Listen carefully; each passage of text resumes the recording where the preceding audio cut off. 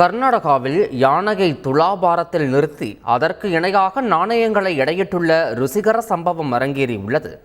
ஹூப்ளி மாவட்டம் ஷிரஹட்டி ஃபக்ரேஸ்வரர் மடத்தின் மடாதிபதியான ஃபகிரா சித்தாராம சுவாமியின் 75வது பிறந்த நாளை நினைவு கூறும் வகையில் துலாபாரம் கொடுக்கப்பட்டது. அதன்படி 200 கிலோ தேக்கு மர அம்பாரி மடத்து அர்ச்சகர் ஃபக்கிர சித்தராம சுவாமி சுமந்து கொண்டிருக்கும் யானையை துலாபாரத்தில் நிறுத்தி வைத்து எடை போட்டனர். யானை, அம்பாரி மற்றும் மடாதிபதி ஆகியோரின் மொத்த எடை சுமார் 5555 கிலோ இருந்தது. இந்த எடைக்கு நிகராக வங்கிகள் மற்றும் பக்தர்களிடம் இருந்து ஏற்கனவே சேகரிக்கப்பட்ட 10 ரூபாய் நாணயங்கள் நிறுத்தப்பட்டது. இந்த நாணயங்களின் மொத்த மதிப்பு 73.40 லட்சமாக இருந்தது. இந்த தொகை ஏழை குழந்தைகளின் கல்விக்காக செலவிடப்படும் என மடத்தின் தரப்பில் தெரிவிக்கப்பட்டுள்ளது.